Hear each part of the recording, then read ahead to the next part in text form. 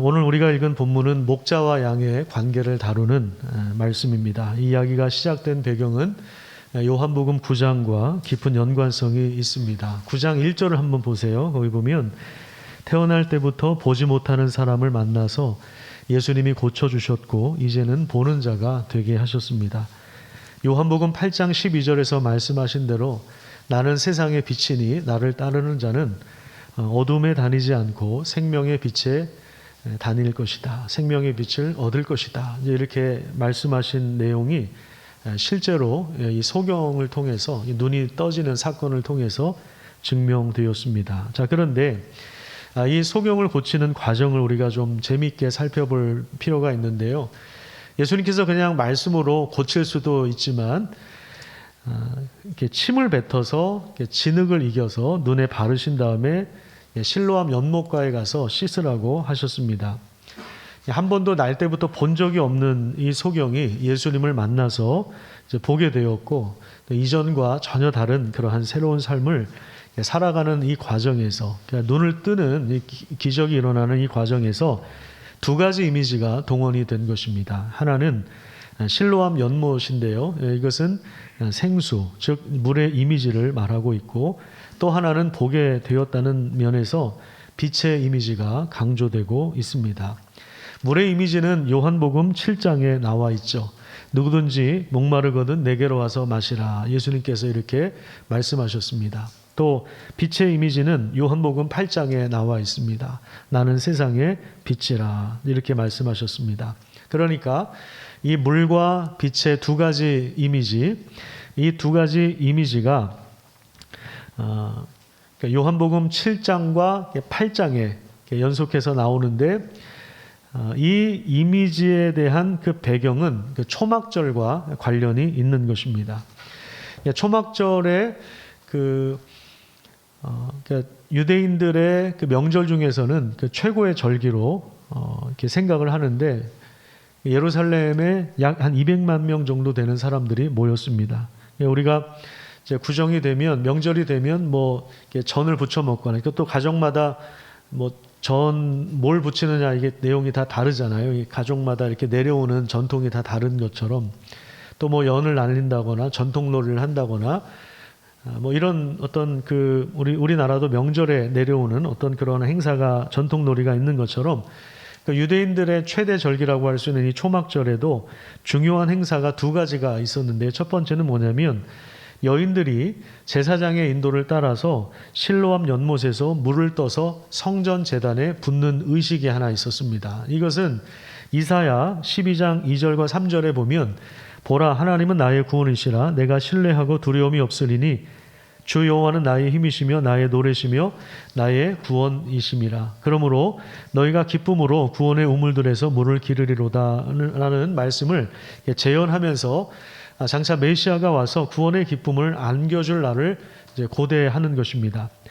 두 번째 행사, 중요한 행사는 성전에 있는 그 여인들의 뜰이라고 하는 곳에 네 개의 큰 등잔대가 있었는데 거기에 이제 불을 붙여서 이 불이 명절 동안 꺼지지 않게 하는 것입니다. 예루살렘이 좀 높은 지역에 있었는데 이 불을 켜놓고 그 도시를 이렇게 비추는 이러한 행사가 있었습니다. 예수님은 이런 초막절을 배경으로 자기 자신을 물과 빛에 비유하면서 말씀하신 것입니다. 그러니까 요한복음 7장과 8장에 나온 물과 빛의 이미지가 동시에 재현된 장이 요한복음 9장이라고 할 수 있습니다. 날 때부터 전혀 보지 못했던 소경이 고침을 받은 것입니다. 자, 그런데 이 사건을 두고 바리새인들이 사람들을 불러서 조사를 합니다. 왜냐하면 안식일에 이 일이 일어났기 때문입니다. 먼저 소경이었던 자를 불러 조사하고 그다음에 두 번째 부모를 불러서 조사를 합니다. 그 다음에 24절에 보면 소경이었던 사람을 두 번째 불러서 조사를 하는데 이때 이 소경이 분명하게 이렇게 증언을 합니다. 33절을 보시면 이 사람이 하나님께로부터 오지 아니하였으면 아무 일도 할 수 없으리이다. 이렇게 말씀하고 있습니다. 이게 무슨 얘기냐면 내 눈을 뜨게 하신 분이 하나님께로부터 온 메시아임을 인정하는 그런 반언을 한 것이죠. 그러니까 바리새인들이 화가 나서 야, 네가 나를 가르치느냐, 우리를 가르치느냐 이렇게 하면서 그를 회당에서 출교를 시켜요. 그를 쫓아냅니다. 여러분 한번 생각해 보세요. 한 번도 이렇게 날 때부터 앞을 보지 못하는 사람이 눈을 떴어요. 그러면 얼마나 기쁜 일입니까? 함께 기뻐하고 구원의 은혜를 찬양해야 할 자들이 오히려 그 사람을 쫓아낸 것입니다. 쫓아낸 거예요.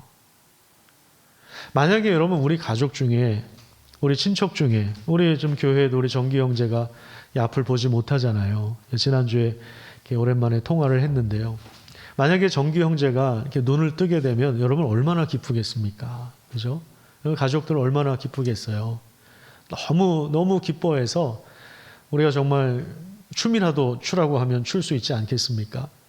그런데 함께 기뻐해야 될 사람들이 오히려 그를 쫓아내는 거예요. 쫓아냅니다.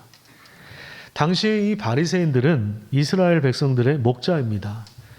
날 때부터 속용된 자는 바리새인들을 목자로 따르고 그들의 목양을 받아야 했습니다.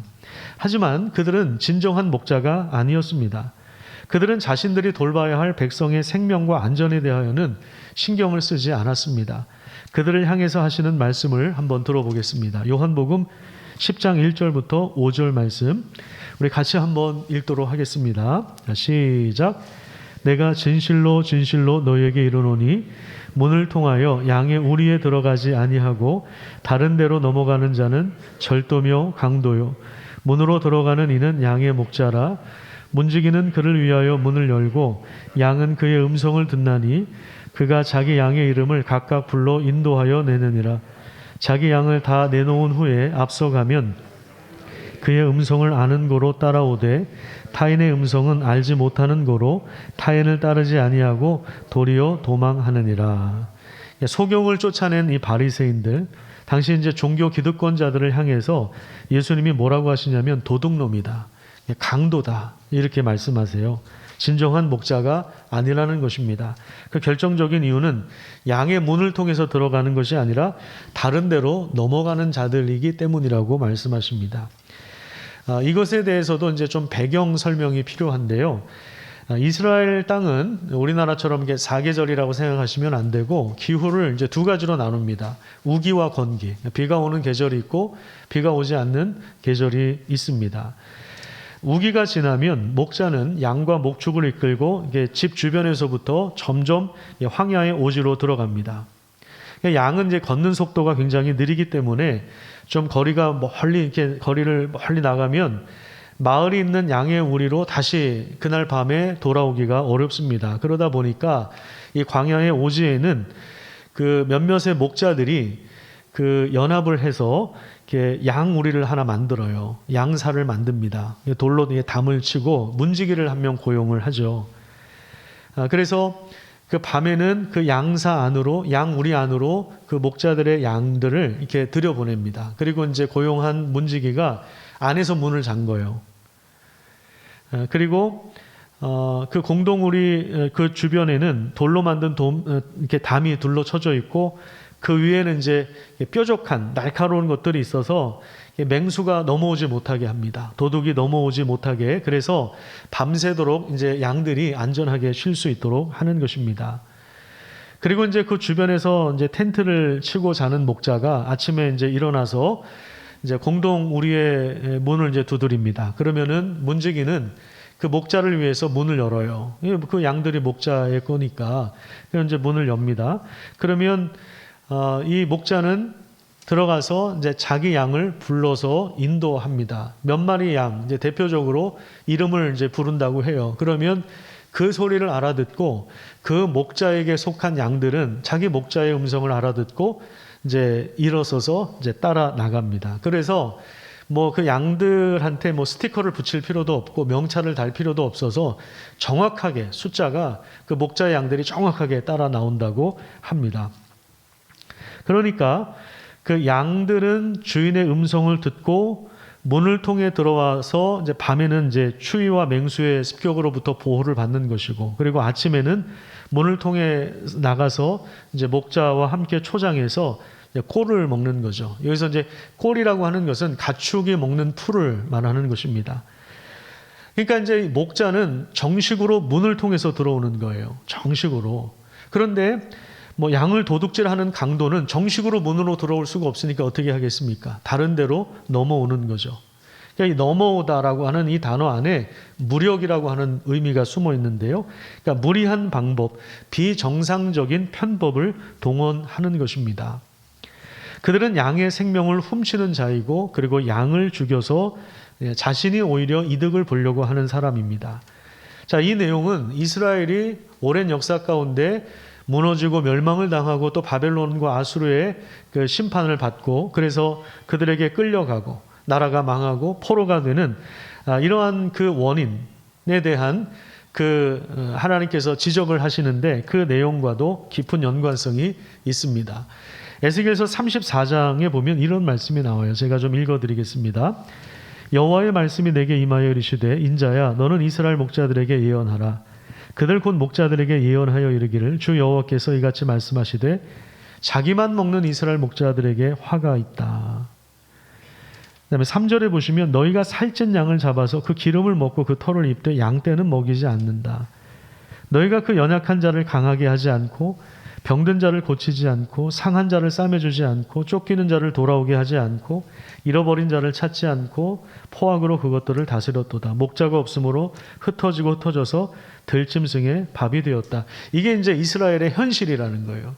그 이스라엘이 이렇게 망가지고 멸망을 당한 그 원인을 지도자들에게서 찾는 겁니다. 그 이스라엘 백성들을 잘 목양해야 될 목자들에게 심판을 선언하는 것입니다. 3절에 보시면 양을 잡아서 그 기름을 먹고 그 털을 입고 그러니까 자기가 누릴 수 있는 건 다 누리면서 오히려 양떼들은 먹이지 않았기 때문입니다. 그리고 연약하고 병든 양은 돌보지 않고 또 상한 자와 쫓긴 자를 치료하지 않고 돌아오게 하지 않고 왜요? 돈이 안 되니까 그러겠죠. 잃어버린 자를 찾지 않고 오히려 권력을 가지고 포악으로 그들을 다스렸다고 말씀하고 있습니다. 자, 지금 예수님께서 무슨 얘기를 하냐면 지금 그 바리새인이 자기가 목양해야 할 소경에 대하여 하는 행동과 지금 똑같죠. 에스겔서 34장에 예언된 그 말씀이 실제로 똑같은 것입니다.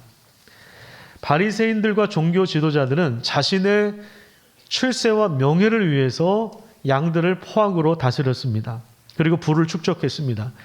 그러니까 양들에게 참된 꼴을 먹이고 양들을 진정으로 사랑하여서 양들을 제대로 목양을 한 것이 아니라 오히려 그 양을 죽여서 기름을 먹고 또 고기를 먹고 그리고 그 털을 추울 때 입는 용도로는 사용을 하는데 그 양들을 위해서는 그들이 그 목양을 제대로 하지 않았다는 것입니다.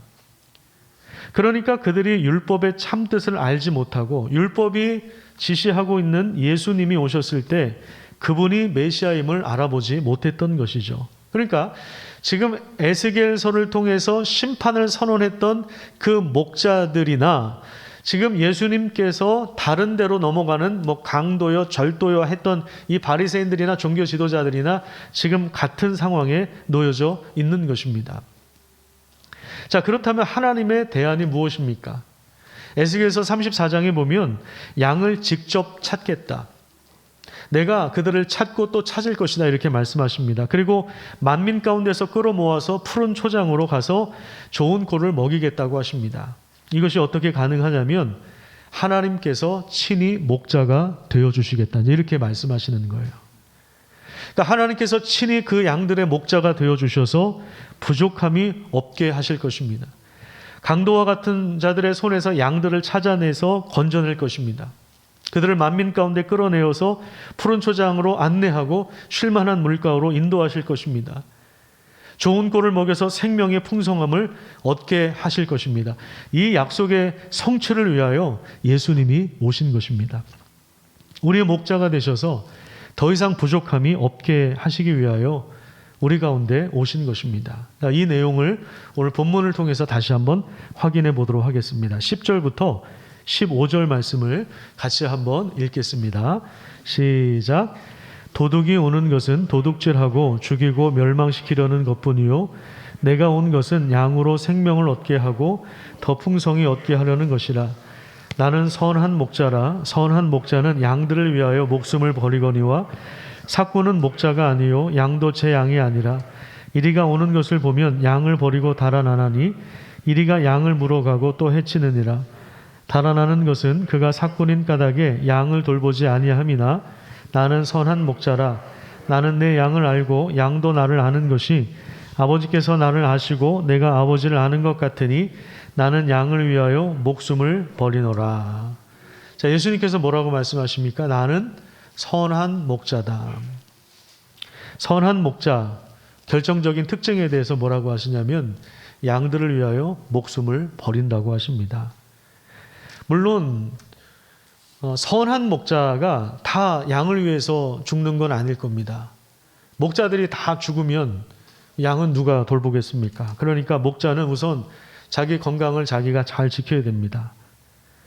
양을 위해서 이렇게 무모하게 영웅 심리로 이렇게 죽는다 이런 뜻이 아니에요.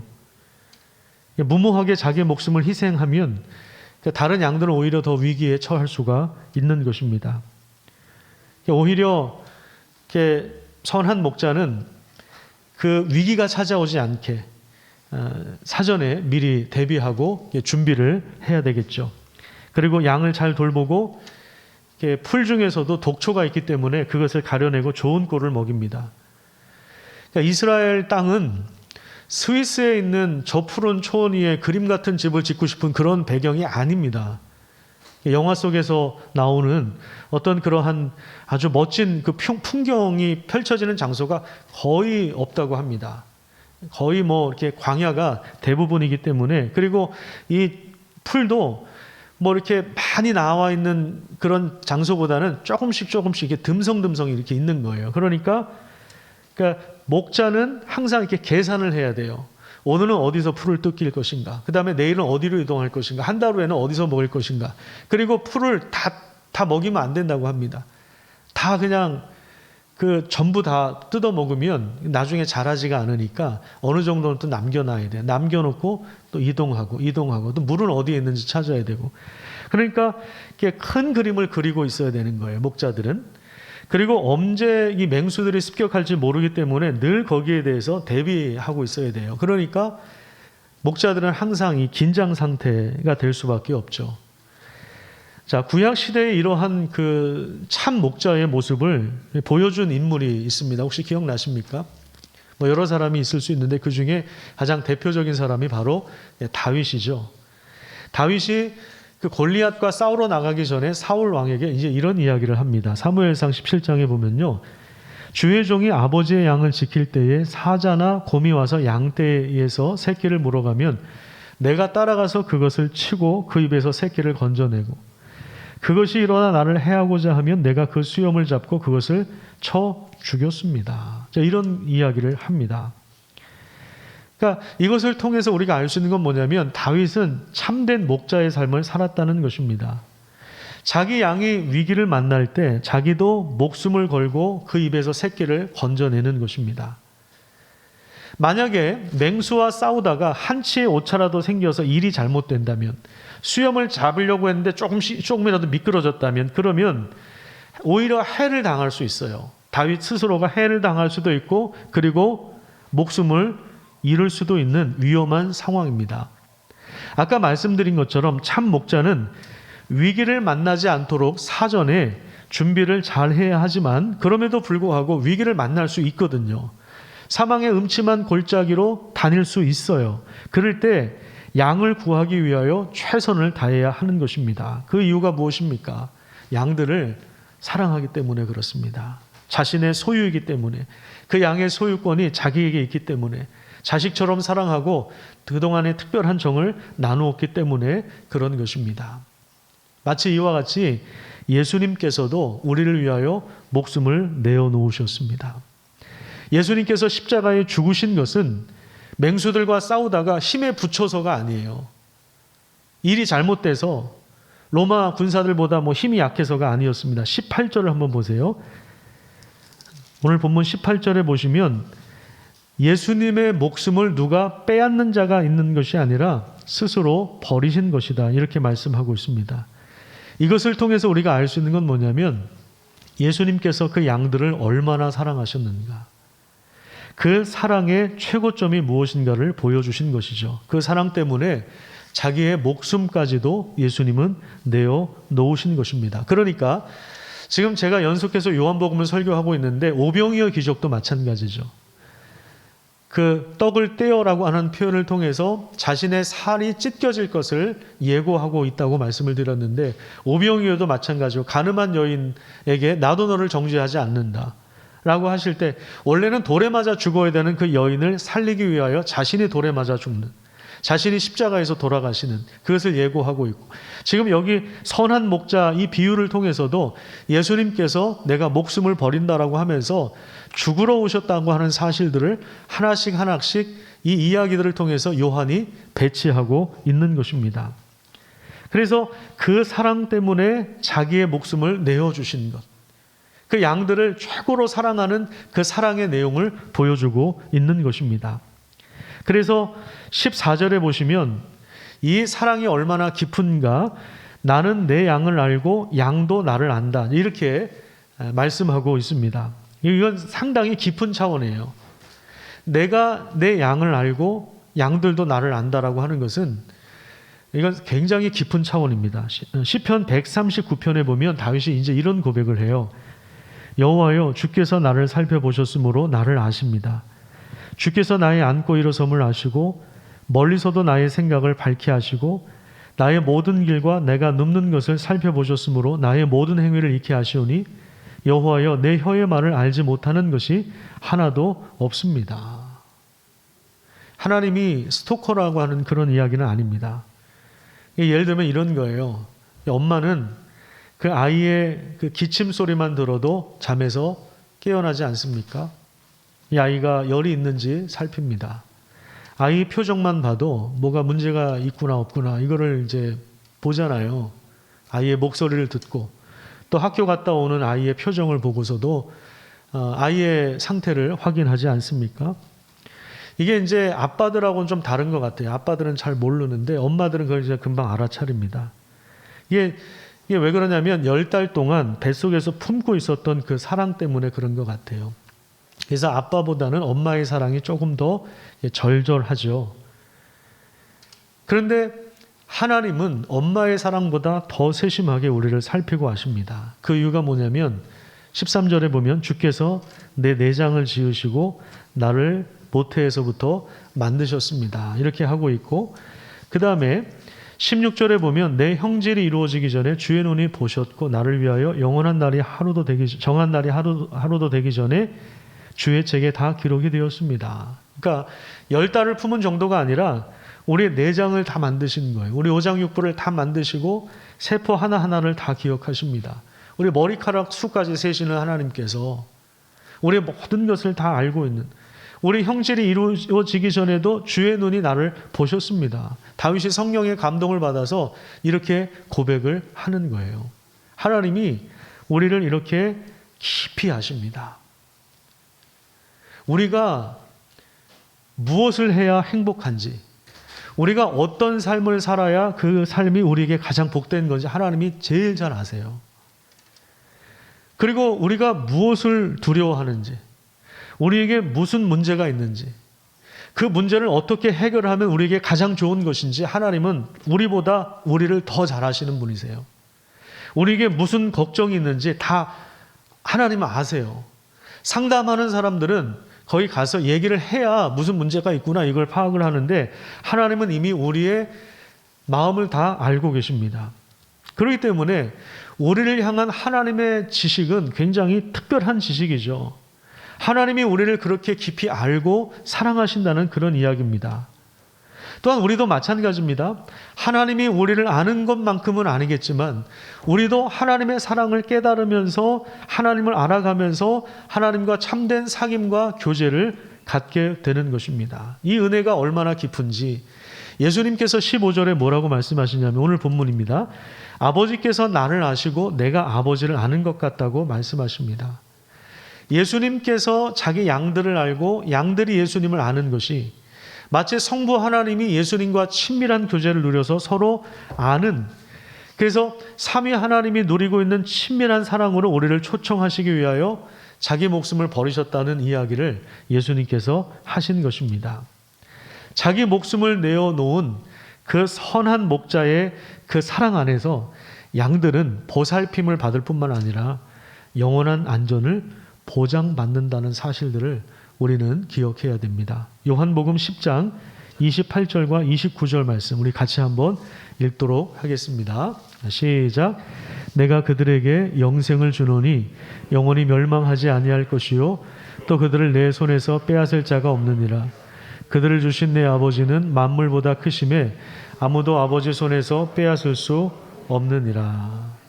우리를 구원하신 예수님의 손에서 그 누구도 양의 목숨을 빼앗을 자가 없는 것입니다. 지옥문이 그 영혼을 삼킬 수가 없는 것입니다.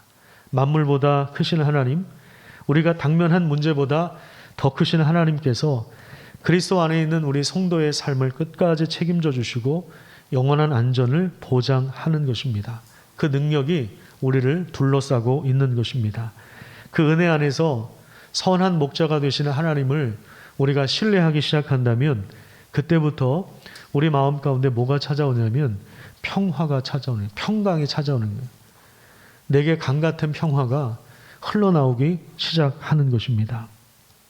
그런데 우리가 무슨 문제가 터지면 자꾸 이렇게 넘어지고 자꾸 이렇게 막 불안해하고 절망하는 이유가 뭐냐면 우리를 사랑하시는 하나님의 능력과 사랑의 크기를 우리가 도저히 이게 가늠할 수 없어서 그런 거겠지만 그것을 자꾸만 놓치기 때문에 그런 것 같아요.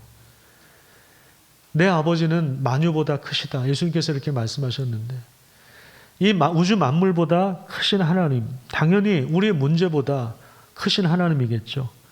만유보다 크신 하나님, 우리의 문제보다 크신 하나님이 우리 아버지이심을 기억하시기를 축복합니다. 그 크신 하나님의 사랑과 능력 안에 우리 삶이 놓여 있고 그 하나님의 사랑 안에서 우리가 얼마나 존귀한 사람들인가, 내가 얼마나 존귀한 존재인가, 그것을 여러분들이 꼭 기억하셔야 합니다. 우리 예수님은 우리의 선한 목자가 되어주셔서 우리가 어디로 가야 풀을 먹을 수 있는지, 어디로 가야 쉴 수 있는지, 어떻게 있어야 보호를 받을 수 있는지 가장 잘 아시는 분이시기 때문에 예수님 안에서 참된 생명을 얻고 풍성한 삶을 누리는 것, 그것이 우리에게 허락하신 가장 큰 은혜라는 사실들을 우리가 함께 기억하면서 그 능력 안에서 참된 평화와 안식을 누리는 복된 날이 되기를 축복합니다.